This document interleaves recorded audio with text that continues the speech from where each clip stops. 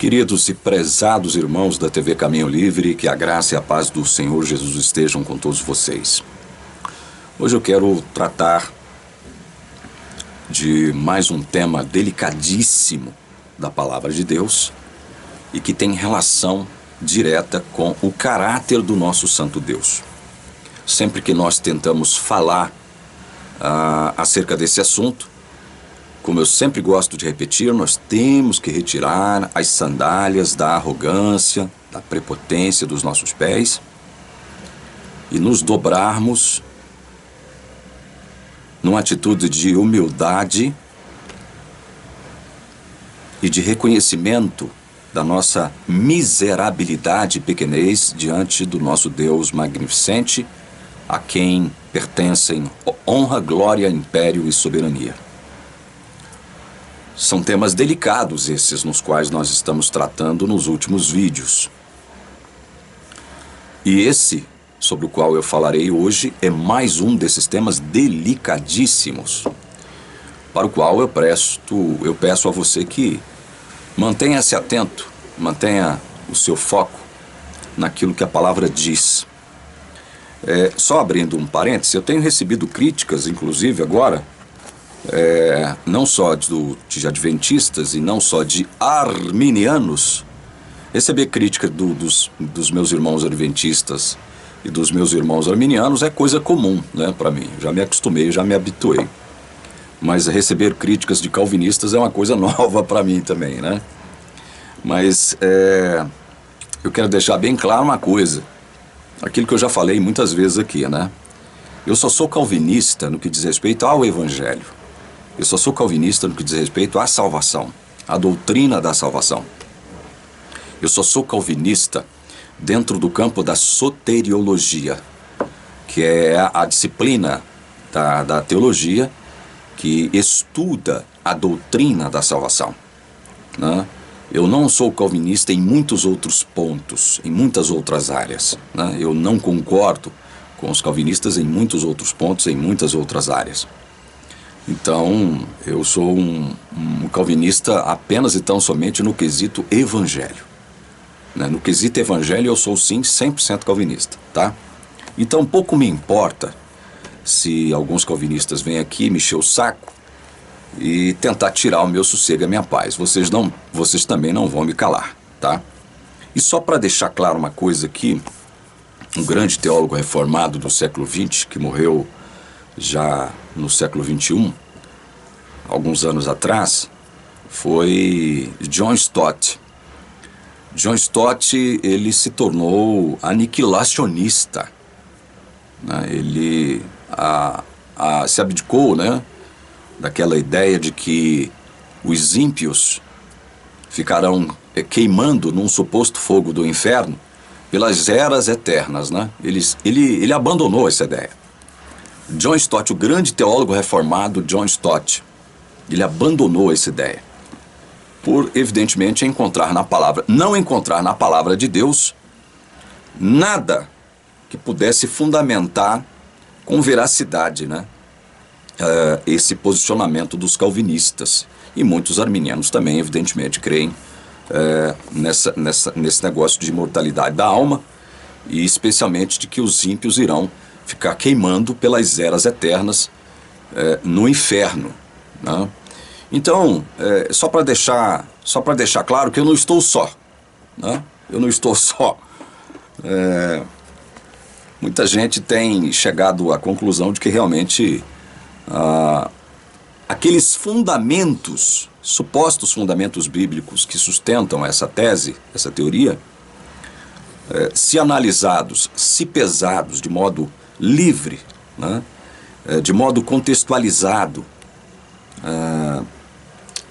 partindo-se de uma hermenêutica verídica, veraz, acurada, só poderá produzir uma exegese também acurada e evidentemente uma exegese que fará com que você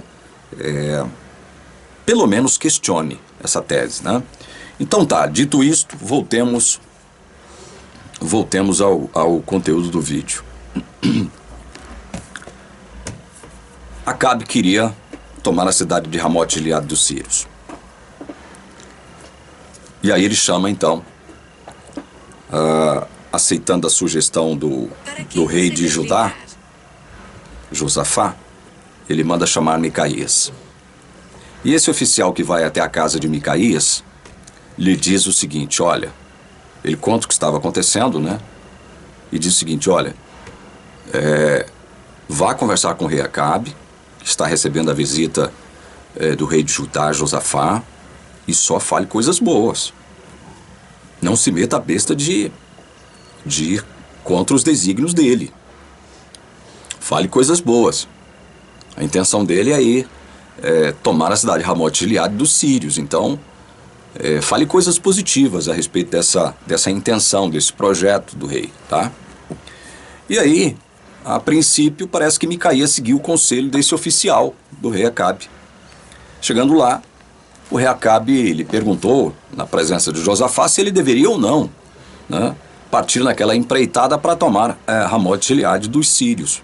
E Micaías, então, disse a ele: vá, você triunfará, o Senhor a entregará nas mãos do rei. O rei Acabe, para a surpresa nossa, né, e de todos que leem esse texto aqui, ficou surpreso porque Micaías agora estava profetizando algo que os seus profetas, né, os profetas de Acabe, que nada mais eram do que falsos profetas, haviam também profetizado. Só que o rei Acabe soube na mesma hora que Micaías estava falando aquilo por medo de desagradá-lo, por medo de que o rei Acabe pudesse fazer alguma coisa contra ele. E daí ele, em uníssono com os demais falsos profetas, disse que ele poderia ir sim, que ele sairia de lá triunfante, que a vitória lhe era certa diante dos sírios, né, na empreitada da tomada de Ramote Gileade. Só que o rei Acabe percebeu que ele não estava falando de modo sério, né? Ele não estava falando a verdade. Então, o rei Acabe lhe disse: quantas vezes devo fazer você jurar que não me fale a não ser a verdade em nome do Senhor? Bom, diante dessas palavras do rei Acabe, o Micaías então resolveu falar a verdade, né? Aí ele diz aqui, a partir do verso 17: vi todo Israel disperso pelos montes como ovelhas que não têm pastor. E o Senhor Deus disse: estes não têm dono, que cada um volte em paz para sua casa.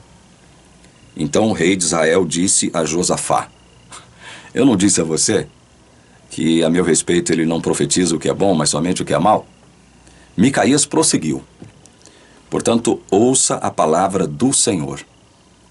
Vi o Senhor assentado no seu trono, e todo o exército do céu estava junto dele, à sua direita e à sua esquerda. Então o Senhor perguntou: quem enganará Acabe para que vá e seja morto em Ramote Gileade? E um dizia uma coisa e outro dizia outra. Então um espírito saiu, se apresentou diante do Senhor e disse: eu o enganarei.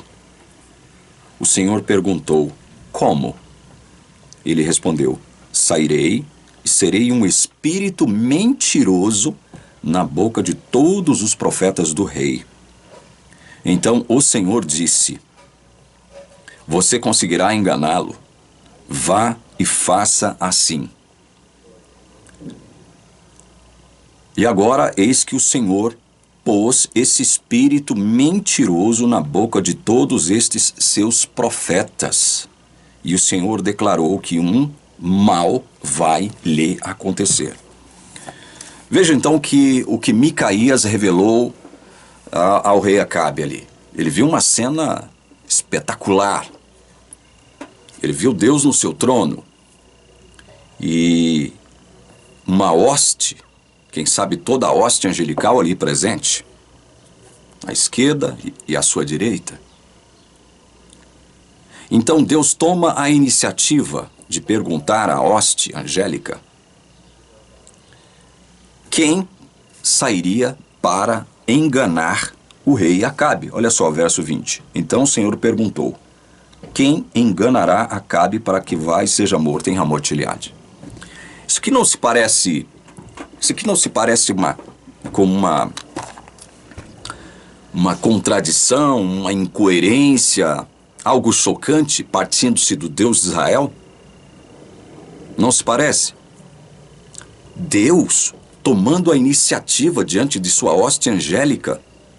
E eu creio que neste caso aqui, havia ali, os anjos maus estavam presentes também. Os anjos maus, os anjos rebeldes estavam presentes. Eu não sei explicar porquê, né? Não saberia te explicar porquê. Mas o contexto nos dá essa ideia. Porque Deus havia planejado matar o rei Acabe nessa batalha. Mas para matá-lo nessa batalha, ele teria que enganar o rei Acabe com aquela perspectiva de vitória. Não, você pode ir porque você vai vencer. Por isso que Deus pergunta aqui, olha, no verso 20. Quem enganará Acabe para que vá e seja morto em Ramote-Gileade? Enganar Acabe? Ou seja, então quer dizer que o Deus de Israel, que nos ordena a não proferir falso testemunho, ou seja, não mentir, esse é um mandamento. Não mentir. Esse mesmo Deus de Israel está propondo que algum anjo seu possa enganar, ou seja, possa mentir para o rei Acabe. Dizer a ele que ele pode ir para a batalha, que ele sairá de lá vitorioso. Ao contrário do que realmente iria acontecer. Quem enganará Acabe? Para que ele possa ir para Ramote-Gileade e seja morto lá. Veja como isso é delicado, meus irmãos. Isso é muito delicado. Por isso que eu disse que todas as vezes que nós tratarmos de temas relacionados ao caráter santo e justo de Deus, nós devemos tirar as sandálias da arrogância e prepotência dos nossos pés. Esse é mais um aspecto delicadíssimo da palavra de Deus, porque está relacionado com o caráter santo de Deus. Mas Deus então propõe aqui que um anjo seu, provavelmente um anjo mau, minta, ou seja, seja um espírito mentiroso na boca dos falsos profetas do rei Acabe, minta, engane o rei Acabe, para que ele seja morto em batalha. É isso que está acontecendo? É isso que o texto diz? É exatamente isso. Isso vai, veja bem, isso vai na mesma direção, isso se coaduna, isso se harmoniza com aquilo que eu tenho dito aqui muitas vezes, já disse várias vezes. E tenho repetido nos meus últimos vídeos que eu gravei aqui. Ou seja, a causa primária de tudo que acontece no universo, especialmente na Terra, é Deus. Deus é a causa primária de tudo. Inclusive do mal? Inclusive do mal. Ele é a causa primária. Agora, no que diz respeito ao mal, Deus se utiliza de causas secundárias. Que causas secundárias seriam essas? Todas as suas criaturas. E quando eu digo todas as suas criaturas, são todas as suas criaturas. Tudo que Deus criou.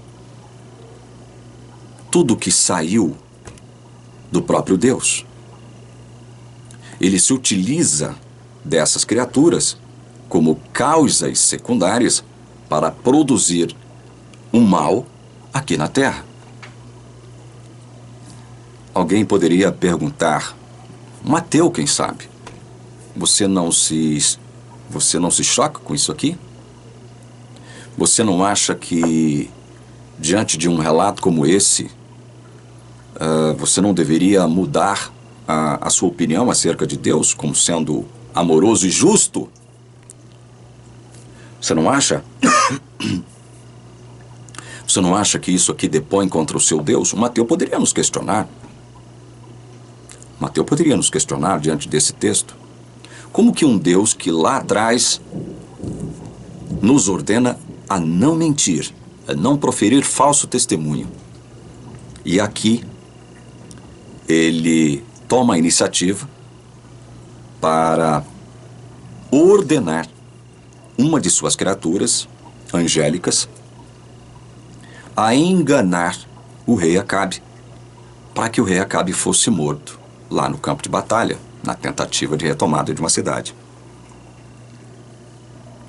Olha, meus irmãos, se nós considerarmos esse texto de forma isolada e ficarmos só na sua superficialidade, nós podemos ser enredados por esses questionamentos que, porventura, poderiam ser feitos por um ateu, um agnóstico também, quem sabe, até mesmo por gente religiosa, que poderia colocar em xeque a credibilidade da palavra de Deus.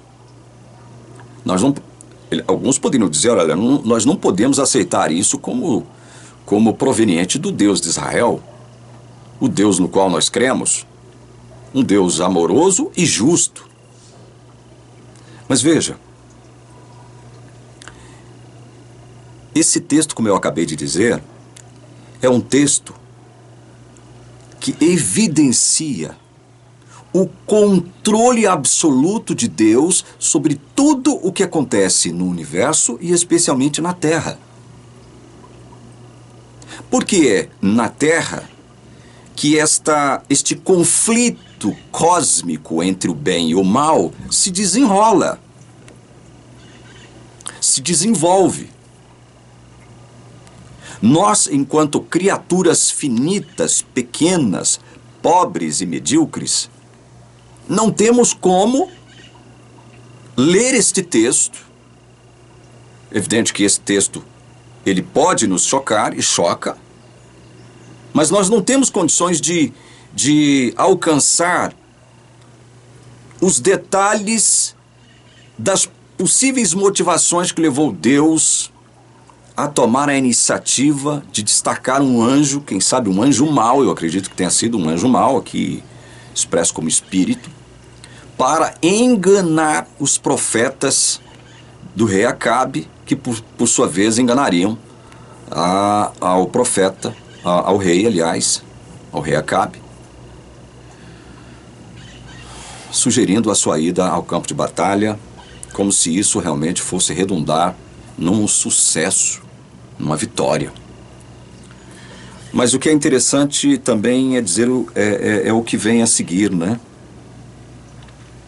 Um espírito saiu, se apresentou diante do Senhor e disse: eu o enganarei. O Senhor perguntou: como? Ele respondeu: sairei e serei um espírito mentiroso na boca de todos os profetas do rei. Então o Senhor disse: você conseguirá enganá-lo. Vá e faça assim. Ou seja, vá e minta. Vá e engane. Vá e minta. Vá e engane. Aí Micaías se volta para o rei Acabe e diz o que está aqui no verso 23. E agora, eis que o Senhor pôs esse espírito mentiroso na boca de todos estes seus profetas. E o Senhor declarou que um mal vai lhe acontecer. Veja, Micaías diz que foi Deus, o Senhor, que colocou um espírito mentiroso na boca de todos esses profetas. Está errado isso aqui? Não. Mas isso expressa toda os aspectos de verdade concernentes a este fato? Também não. Por que não? Porque nós sabemos, segundo o próprio relato do profeta Micaías, em visão, que Deus se utilizou de uma criatura, um anjo mau, para produzir mentira, para produzir engano em todos os falsos profetas do rei Acabe. O rei Acabe era um rei ímpio, que nunca reconheceu a soberania de Deus, nunca se relacionou com Deus de modo humilde, nunca reconheceu que o Deus de Israel era o Deus que havia tirado o povo do cativeiro egípcio, um Deus que havia escolhido um povo para fazer desse povo seu representante na terra. Enfim, o rei Acabe nunca havia reconhecido o governo de Deus sobre a terra. Nunca havia reconhecido que foi o próprio Deus quem o colocou no trono do reino de Israel, o reino do norte. Nunca reconheceu isso. Era um rei extremamente ímpio, extremamente ímpio. E os seus profetas, da mesma forma, falsos profetas, nunca reconheceram a soberania, o governo de Deus sobre si mesmos. E evidentemente Deus, que é Deus, ele pode fazer o que ele quiser com aquilo que lhe pertence. Tudo que está na terra, e todos nós, inclusive seres humanos, pertencemos a Deus. Ele pode fazer o que ele quiser. Ele pode desenvolver os seus planos e projetos da forma como ele bem quiser. Mas não nos esqueçamos de que este mal que Deus planejou aplicar na vida do povo de Israel, especialmente do seu rei, o rei Acabe, foi um mal aplicado a uma gente que não o reconhecia como o Deus de Israel, a quem eles deviam servir, diante de quem eles deveriam dobrar os seus joelhos e reconhecer o seu governo, o seu império, sua soberania. Mesmo assim, isso não... todos esses fatos que eu acabei de dizer aqui agora, né, acerca de Acabe como rei ímpio, desses falsos profetas ímpios também, isso não ameniza muito essa questão. Olha, mas o fato é que Deus tramou, arquitetou o engano, Deus tramou, arquitetou a mentira para produzir um mal a uma determinada pessoa. Então, Deus é mau. Deus mente. Deus é injusto. Gente, deveríamos, por conta desse texto, acusarmos Deus de Deus mau, acusarmos Deus de Deus injusto, acusarmos Deus de Deus ser um Deus mentiroso, enganador. Vocês já viram Deus produzindo esse tipo de mal de modo proposital, de modo ativo e soberano, sobre a vida de um servo seu, fiel seu? Vocês já viram Deus produzindo males que desembocariam na morte de um de seus filhos, de modo arbitrário, ditatorial, despótico? Nós nunca vimos isso acontecer na vida de um servo verdadeiro de Deus. Isso quer dizer que Deus nunca permitiu ou nunca decretou permitir que males sobreviessem a alguns de seus filhos ou até mesmo ao seu povo? Claro que não. A Bíblia está repleta de relatos dando conta de que Deus, proposital, providencial e soberanamente, produziu alguns tipos de males à nação, ao seu povo, o povo de Judá, até mesmo alguns do povo de Israel, que eram seus filhos, com o propósito de chamá-los à consciência, de trazê-los de volta a si, de fazer com que eles reformassem suas vidas, de fazer com que eles retrocedessem do seu caminho mau no qual eles estavam. É diferente esse tipo de disciplina, digamos assim. É diferente. Deus disciplina aqueles a quem Ele ama. Deus adverte, disciplina aqueles a quem Ele ama. E para isso Ele pode produzir males? Pode. Mas com o propósito de trazê-los de volta a si. Com o propósito de salvá-los. Com o propósito de trazê-los de volta à luz. com o propósito de fazer com que eles vejam que o caminho no qual eles estavam trilhando os levaria para a destruição eterna. Agora, com relação a Acabe e seus profetas aqui, e até mesmo ao povo de Israel que seguia a Acabe cegamente, nós vemos que havia um propósito de fazer com que a vida de Acabe terminasse ali. Deus é o Senhor da vida.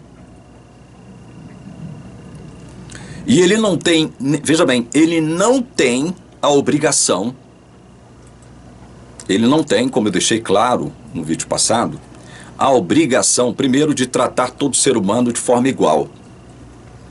Segundo, ele não tem a obrigação de salvar ninguém. Ele não tem a obrigação de redimir ninguém. Depois do que aconteceu no Éden, não, senhor, ele não tem a obrigação nenhuma de tratar todos igualmente, ele não tem a obrigação de salvar ninguém, e ele tem todo o direito e toda a autoridade de agir como ele quiser diante da humanidade, porque a humanidade lhe pertence, embora a maioria absoluta da humanidade não o reconheça como Deus. Ele tem o direito de fazer o que ele quiser, especialmente dos ímpios, que é o caso aqui de Acabe, seus profetas e boa parte do seu povo, que não reconheciam no Deus de Israel o Deus verdadeiro. O governador celestial, o imperador celestial, o rei dos reis, o senhor dos senhores. Então ele sempre teve o direito de fazer o que ele quiser da raça humana.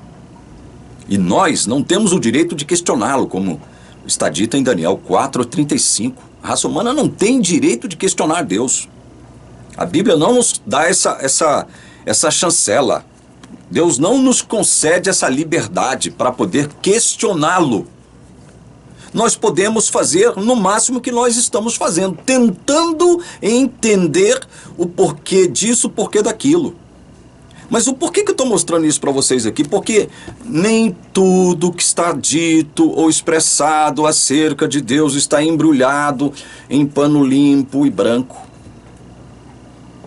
Muito do que está dito acerca de Deus não é passível da nossa compreensão, não é passível de apreensão da nossa parte.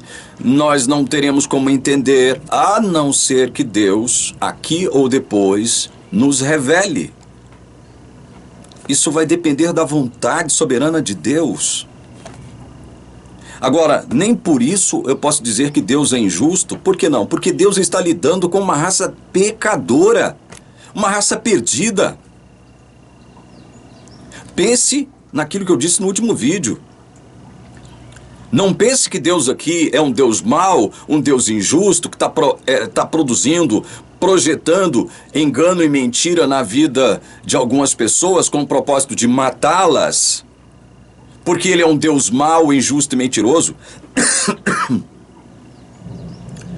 Se você leva em consideração o que está escrito aqui, sem levar em consideração três coisas, você vai errar. Quais são essas três coisas? Houve uma criação e houve um Criador. Houve um Criador que criou. Isso é um fato. Do contrário, nós não estaríamos aqui. Só que tem um detalhe. E é nesse próximo detalhe que muitos erram. Houve uma criação? Houve, porque houve um Criador. Um Criador que criou. Mas depois de haver criação, houve o quê? Houve uma queda. O que significa essa queda? Essa queda não significa outra coisa senão desobediência, rebeldia. Houve um Criador que criou? Houve, mas houve uma queda. E a partir desta queda, nós, seres humanos e todas as criaturas de Deus, passamos a conviver junto com o mal. Os males que foram consequência desta queda. Ou seja, o mundo no qual nós estamos não é um mundo normal. Se nós estivéssemos num mundo normal, onde a presença do mal fosse algo estranho a esse mesmo mundo, um texto como esse deporia contra o Deus de Israel. Texto como esse e outros que nós temos na Bíblia deporia contra o rei de Israel. Contra, não o rei, mas contra o Deus de Israel. Mas nós não estamos no mundo normal. Estamos no mundo dominado pelo maligno, onde Satanás é chamado por Jesus como príncipe deste mundo. Paulo chama de Deus com D minúsculo, deste século. Então este mundo não é normal. Este mundo não é normal. Não estamos habitando num mundo justo, onde as coisas que deveriam acontecer necessariamente acontecem. Não. Então, antes de analisarmos esse texto que nós acabamos de ler, é necessário que você tenha consciência de que nós estamos vivendo num mundo anormal. Por conta do que mesmo? Por conta da queda. Bom, houve uma criação, houve uma queda, mas graças a Deus haverá uma restauração. São essas as três coisas que nós precisamos nos atentar antes de analisarmos textos como esses aqui que nós estamos analisando, de 1 Reis. Houve uma criação, houve uma queda, sim, mas haverá uma restauração. E como Deus nunca esteve obrigado a salvar nenhum pecador, porque foi Ele mesmo que estabeleceu o seguinte: não coma do fruto daquela árvore ali, porque no dia que você comer, homem, ou seja, raça humana, você vai morrer, raça humana. Você vai morrer, raça humana. Então, Deus não estava, assim como não está, porque nós ainda estamos dentro da história, obrigado a salvar, a agir de modo misericordioso, complacente, bondoso com nenhum membro da raça humana. Pelo contrário, justo como Deus é, Deus não deveria destruir somente Acabe e o povo que lhe acompanhou na batalha, naquela batalha onde eles tentaram tomar a cidade de Ramot-Gileade. Deus não deveria destruir somente o rei Acabe e o seu exército. Para ser somente justo, Deus teria que destruir inclusive Josafá, com o povo de Judá, com todas as nações da face da terra. Pensem nisso. Então, quando você analisa esse texto que nós acabamos de ler, sobre o qual estamos refletindo, quando você analisa ele de modo superficial, raso, sem levar em consideração esses fatos que eu elenquei para vocês aqui agora, houve uma criação, mas houve uma queda. E essa queda é que produziu as mazelas todas com as quais nós convivemos aqui na terra. Mas haverá uma restauração. Agora, haverá uma restauração por causa do que mesmo? Por causa da determinação e graça de Deus. Determinação e graça de Deus. Vontade e graça de Deus. Favor imerecido de Deus. Deus criou um negócio chamado perdão.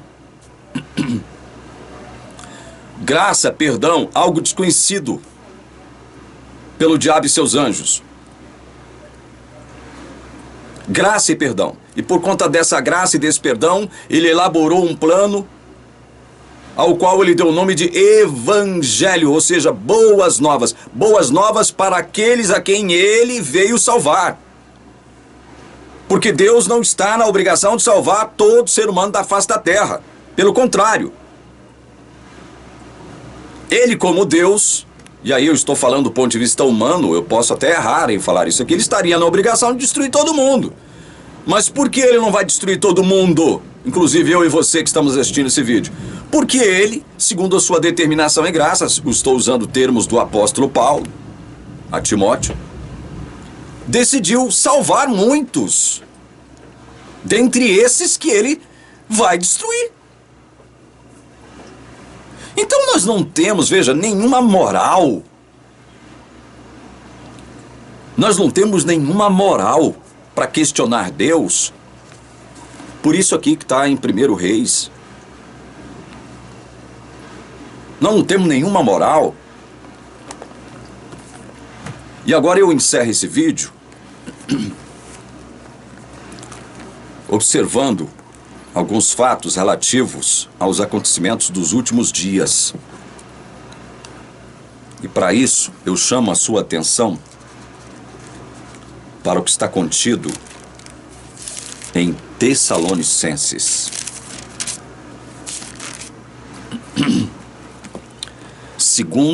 Segunda aos Tessalonicenses, capítulo 2. Eu vou ler um trecho. Nós não vamos, evidentemente, fazer uma discussão exaustiva desse trecho que eu vou ler, mas eu quero dar ênfase a um aspecto aqui deste texto de 2 aos Tessalonicenses, que tem uma certa relação com o texto que nós lemos em 1 Reis, tá? Então vamos lá. Eu vou ler aqui para vocês, capítulo 2 de 2 aos Tessalonicenses, do verso 1 até o verso 12. Me acompanhem. Irmãos, no que diz respeito à vinda de nosso Senhor Jesus Cristo e à nossa reunião com Ele, pedimos que vocês não se deixem demover facilmente de seu modo de pensar, nem fiquem perturbados, quer por espírito, quer por palavra, quer por carta, como se procedesse de nós, dando a entender que o dia do Senhor já chegou. Ninguém de modo nenhum os engane.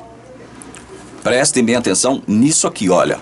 Paulo advertindo os crentes de Tessalônica, os verdadeiros crentes de Tessalônica, dizendo o seguinte: ninguém de modo nenhum os engane. Porque isto não acontecerá, isto que? A vinda do dia do Senhor, né? Ou seja, a volta do Senhor Jesus. Isto não acontecerá sem que primeiro venha a apostasia e seja revelado o homem da iniquidade, o filho da perdição. Muitos dão sentidos variados a essa questão da apostasia, desse termo grego apostasia. Muitos dão sentidos variados, muitos têm interpretações diferenciadas. São múltiplas as interpretações para a apostasia aqui descrita pelo apóstolo Paulo. O meu entendimento é mais global, é mais geral. Essa apostasia não tem, segundo o meu entendimento, não tem a ver apenas e tão somente com uma determinada religião, uma determinada denominação religiosa, né? Uma determinada figura, mas isso, no meu modesto modo de ver as coisas, essa apostasia tem a ver com a própria população mundial, né? Isso tem a ver com o mundo, com a humanidade, de um modo geral, tá? Mas isso não descarta, evidentemente, que há algumas verdades em todas essas interpretações que vão na direção contrária daquilo que eu estou dizendo e que podem ter, sim, fundos ou aspectos, prismas verdadeiros. Eu não estou aqui criando encrenca com ninguém por conta de sua interpretação individual ou pessoal acerca da apostasia aqui. O meu foco aqui é outro. Verso 4. O qual se opõe e se levanta contra tudo que se chama Deus ou é objeto de culto, a ponto de assentar-se no santuário de Deus, apresentando-se como se fosse o próprio Deus. Vocês não lembram que eu costumava lhes dizer estas coisas quando ainda estava com vocês? E agora vocês sabem o que o detém, para que ele seja revelado a seu tempo. Perceba aqui que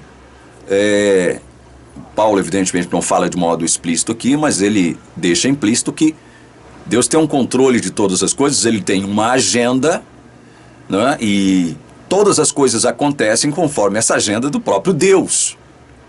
Tudo tem seu tempo determinado, como o sábio rei Salomão já falava há milênios antes, quando escreveu Eclesiastes, né? Tudo tem o seu tempo determinado. Determinado por quem mesmo? Pelo Criador dessa coisa chamada tempo, Deus, né?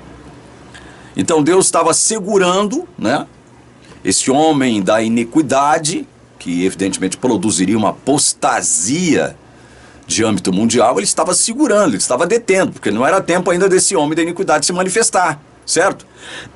Tudo isso está implícito aqui nesse texto. Verso 7.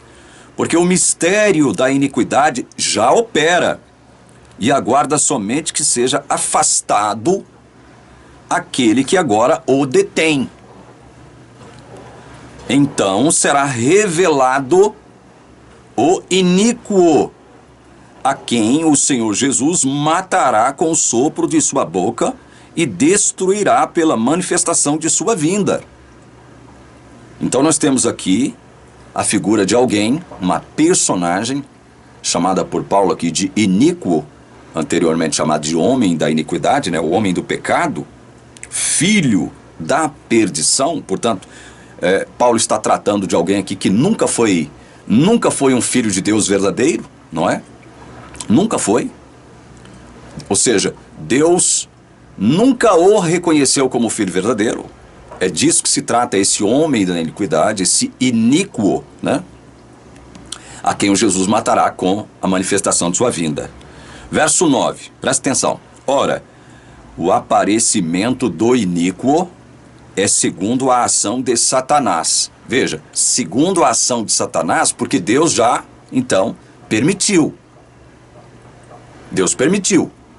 Ele tem um controle de todas as coisas. Ele estabeleceu um tempo onde esse iníquo, segundo a ação de Satanás, deveria se revelar, deveria se manifestar. Certo? Com todo o poder, sinais e prodígios da mentira. E com todo o engano de injustiça aos que estão perecendo, porque não acolheram o amor da verdade para serem salvos. Veja, percebam uma coisa aqui que a palavra de Deus está deixando bem clara. O iníquo, o homem da iniquidade que produzirá uma apostasia de âmbito mundial, a quem Deus nunca o reconheceu como filho verdadeiro, ele agirá, evidentemente, sob a tutela de Satanás, do próprio Satanás. Portanto, este iníquo a quem Paulo está se referindo aqui é o próprio anticristo. É o próprio anticristo. E olha só que tipo de gente a quem o anticristo enganará com a chancela primeiro de Deus, que tem um controle de todas as coisas. Primariamente de Deus, com a chancela primária de Deus. A quem esse anticristo enganará? Que tipo de gente ele vai enganar? Presta atenção nisso aqui. Ora, o aparecimento do iníquo é segundo a ação de Satanás, com todo poder, sinais e prodígios da mentira, com todo o engano de injustiça, aos que estão perecendo, porque não acolheram o amor da verdade para serem salvos. Está vendo? Todos aqueles que não acolheram a verdade do Evangelho. Todos estes que nunca quiseram, nunca desejaram, nunca tiveram vontade de pertencer a Deus. Nunca tiveram desejo, nunca tiveram uma vontade de entender o que é o Evangelho, de entender os propósitos de Deus para esse mundo, os propósitos de Deus com a sua criação. Nunca reconheceram o Deus Criador como o grande Rei dos Reis, Senhor dos Senhores, Imperador dos céus e da terra. Nunca desejaram ter nada com Deus. Nunca tiveram esse desejo. Por que não? Estamos dizendo isso há longos 5 anos aqui na TV Caminho Livre, porque nasceram no pecado. Nasceram como escravos do diabo. Nasceram como filhos de Satanás. Nasceram escravos do diabo, nasceram nas trevas, nasceram pecadores, e enquanto tais, nunca desejaram pertencer a Deus. Estavam escravizados, enlaçados pelo diabo. Olha o verso 11. Olha o verso 11. É por este motivo que Deus lhes envia a operação do erro, para darem crédito à mentira, a fim de serem condenados todos os que não creram na verdade, mas tiveram prazer na injustiça. Percebam que este texto aqui não tem uma certa semelhança com o texto de 1 Reis.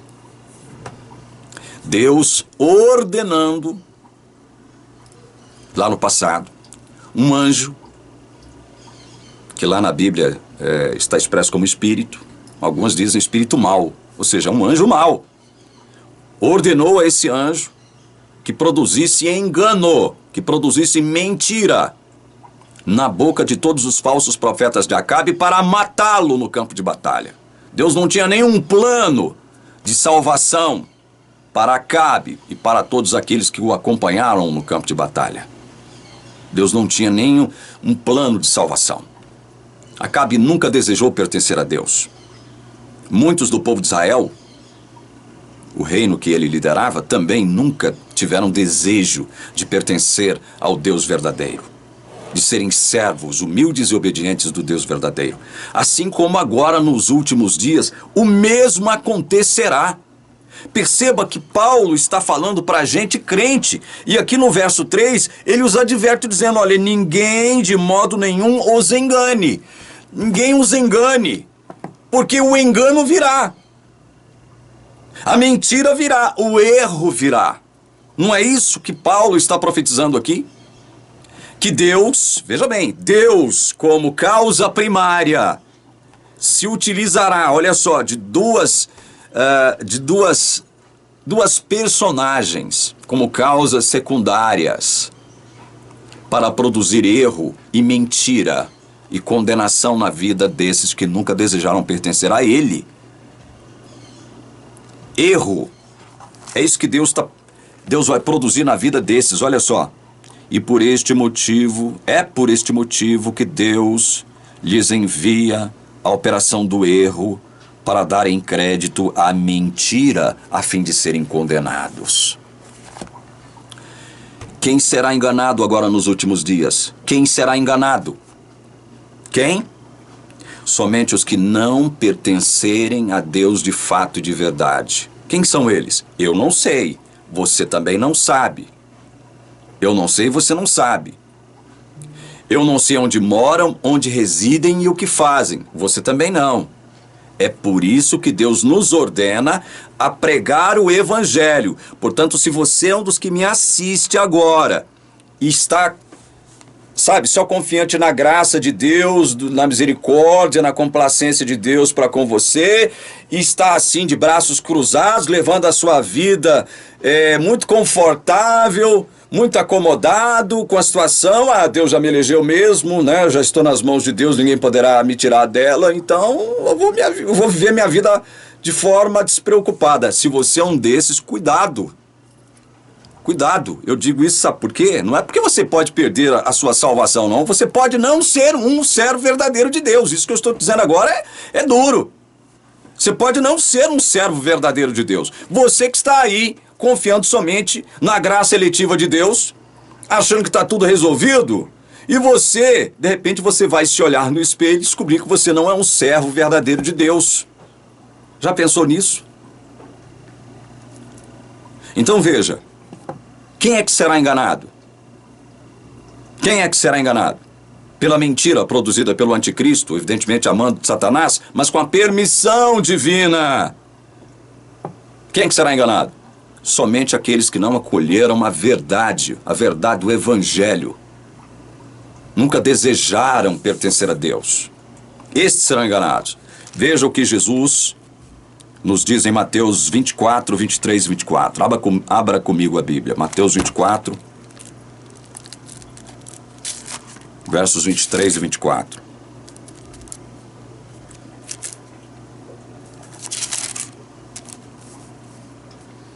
Então, se alguém disser a vocês, olhem, aqui está o Cristo, ou ali está ele, Não acreditem.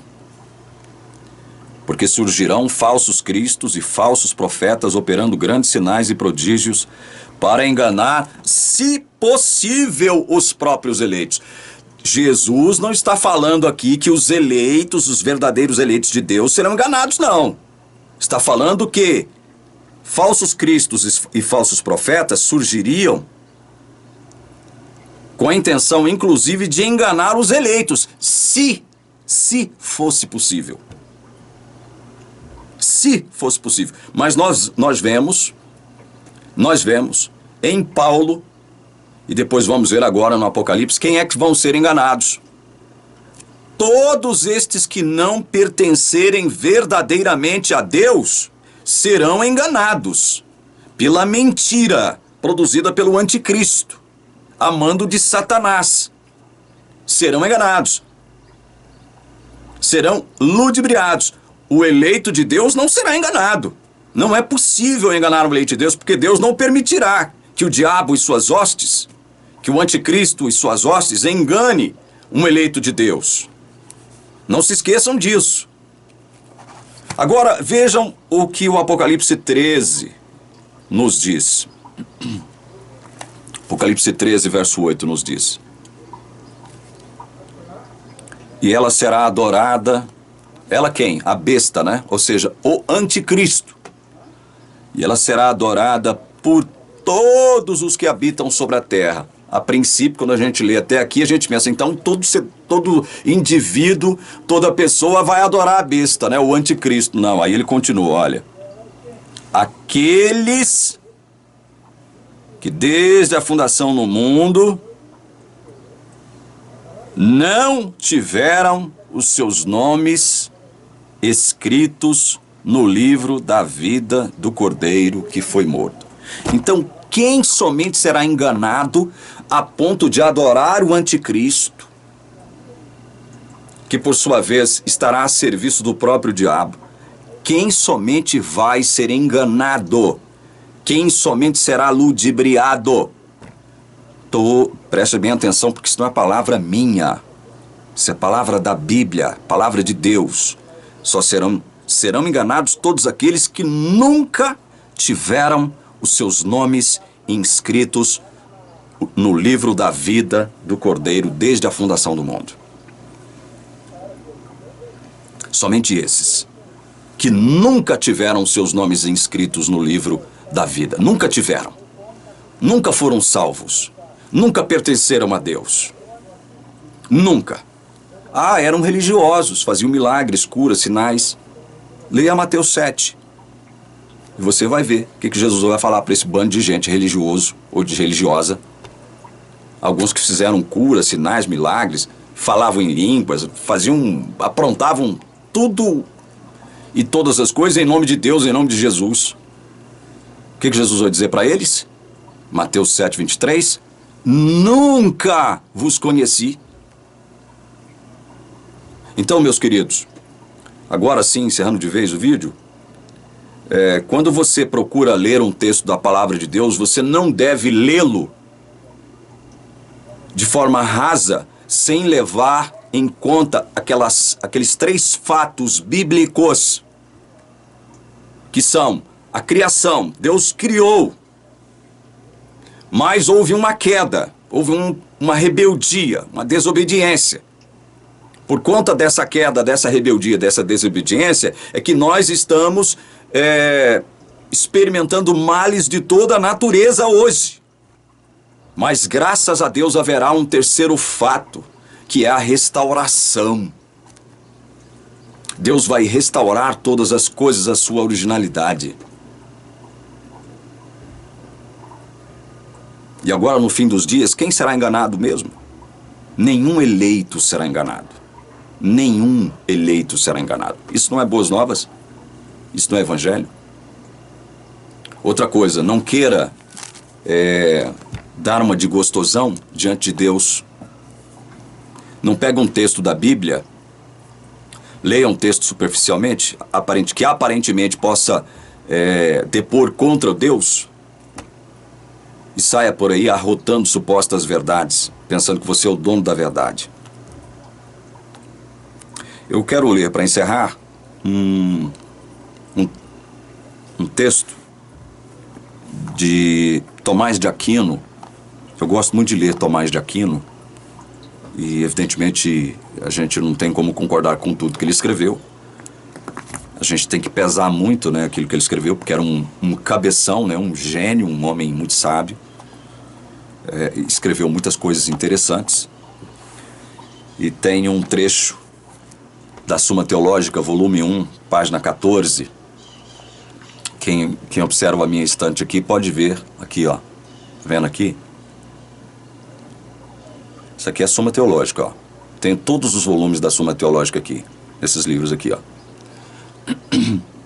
Volume 1, página 14 da Suma Teológica, Tomás de Aquino diz assim: o conhecimento de Deus, unido com sua vontade, é a causa das coisas. Por conseguinte, não é necessário que tudo aquilo que Deus sabe seja ou fosse ou venha a ser. Mas isso só é necessário no que diz respeito ao que Ele quer que seja, ou permite que seja. Ademais, está no conhecimento de Deus, não que elas são, mas que são possíveis.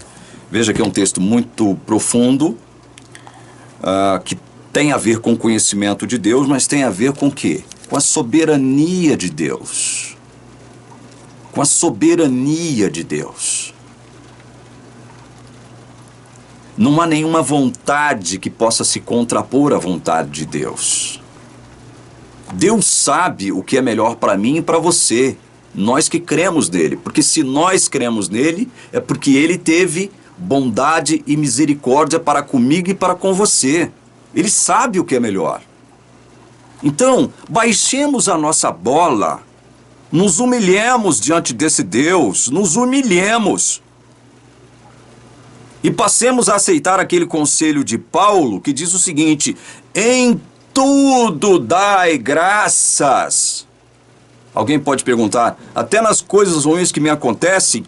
Sim. Sim. Em tudo dai graças. Eu te dou graças, Senhor, porque eu estou desempregado agora. Eu te dou graças, Senhor, porque tenho passado por muitas dificuldades financeiras. Eu te dou graças porque boa parte daqueles que dizem me amar não querem me ouvir, Senhor. Não querem me ouvir falar do seu evangelho. Eu te dou graças por isso. Te dou graças por todas as aflições pelas quais eu passei. Tenho passado e sei que ainda que eu vou passar. Essa deve ser a nossa atitude, meus irmãos. Baixar a nossa bola. Baixar a nossa bola diante desse Deus onipotente, onisciente, onipresente, esse Deus soberano.